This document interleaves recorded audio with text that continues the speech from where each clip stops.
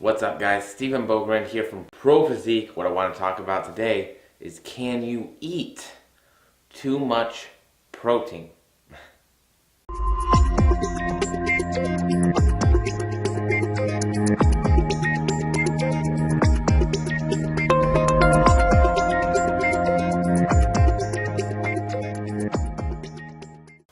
So, alright, guys, I'm sure we have all heard the stories that too much protein can be bad for you, right? And I think that that's kind of one of those myths and misnomers that I take for granted. I think that a lot of times, just because I'm in the scene, and obviously I've gone through the graduate schooling and undergraduate schooling, that I just kind of I take it for granted. And so I think this is it's just one of those questions that a lot of people have, and it's a thought process that a lot of people still have, that needs to be addressed. Because, especially in the dieting world, in terms of physique athletes and making progress as a dieter and a physique athlete and somebody who's trying to lose body fat, or even just a regular dieter, protein can be a very, very important part of the process. And I say it can be, it is.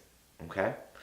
So let's sort of talk about the thought process behind why too much protein could be bad for you.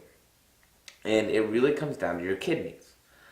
So the kidneys essentially have this little kind of filter thing, right? And so it's weaved and it has kind of like holes in it, and it's almost like webby, and it's called the glomerulus, right? Glomerulus,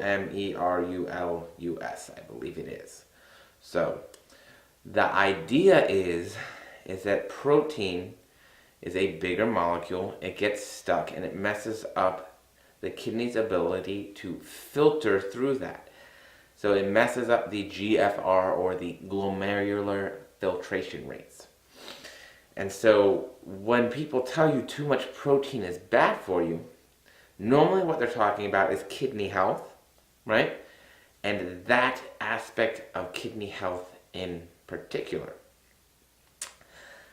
Now, what does the research show in terms of this? Well, the research has shown very, very high protein intakes. Now, I believe the highest I've seen is 4 grams per pound of body weight of protein intake. And what did they find? Well, they find that there was no decrement in kidney functions. Okay? Obviously, this can only be done for a certain amount of time, and so there is always the possibility that maybe over the long term, that there could be some sort of decrement. But if you're eating 4 grams per pound of body weight, that is a lot. For somebody like me, that is going to be over 500 grams of protein a day. And I can attest to you, that's work. So it's not realistic. And to be fair, most coaches are going to put you around 1 gram per pound of body weight, and maybe a little bit more. So let's talk about why a little bit extra protein can be a good thing during a dieting phase. So we know that, all right, it doesn't hurt our kidneys, right? Especially during a dieting phase, we can go a little bit higher. For a set amount of time, it's not going to have any real detrimental effects. So what are we using it for, right? So there's a couple reasons, and I'll give you a little bit of science behind them. The first one is just satiety. Protein, it's heavier, it's denser, it makes you feel fuller, right? It takes your body more time to process it and break it down. So what it has to do, it has to break that whole protein down into its building blocks that are amino acids, and then it can take the amino acids into the bloodstream and then utilize them. The other big thing is that once it's done that, once your body has invested that time and energy into it, it doesn't like using them as energy. It can send those amino acids, convert them into glucose and use them for energy, but again, it takes a lot of calories to do that. More so than carbohydrates or fat. And so your body tends not to do that as much. So protein, it doesn't, result in a lot of body fat as the same way that carbs and fats do. Now, if you're in a very large deficit and you're really overeating on protein, it absolutely can. Don't get this and take this as me telling you that it can't do it. It's just much less likely. So when you have a higher protein intake, you can get away with more calorie value simply because of that fact. The other big thing, like I said, satiety, right? It helps you with that feeling of fullness, not being hungry all the time. So if your carbohydrates and your fats are low, that helps us to stick to the diet. And remember, adherence and consistency is always going to be your number one concern when it comes to dieting. So if we can utilize a little bit more protein that we know is going to have a lesser chance to get stored as body fat, and is going to help you stick to your numbers a little bit better, then that can be a really good thing during a period of dieting, right? So the third thing, and we need protein, it's an adaptive macronutrient, right? So whereas carbohydrates are fuel source and they sort of help minimize protein breakdown and how much protein your body is breaking down to use as energy, and fats, they're good for fat soluble vitamins and hormonal health and a lot of other things. Protein is what we need to build and repair new muscle. We can't build muscle out of carbohydrates. We can't build muscle out of fats. We need protein and essential proteins to do it. So making sure that we have enough protein at least to make that happen is a good, safe bet, right? So protein just in general is kind of a good thing, especially during a period of dieting, right? So now, what is the other big health implication and concern that we see from protein intake? That would be the cholesterol and the blood pressure issues, right? Now, this isn't necessarily a protein issue. This is more linked towards a saturated fats issue and what type of proteins are you getting.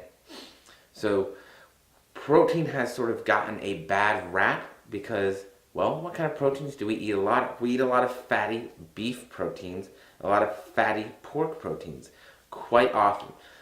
And there's no surprise there. They are, they tend to be the cheaper versions of those proteins. And they're readily accessible and available. It's a staple of our society.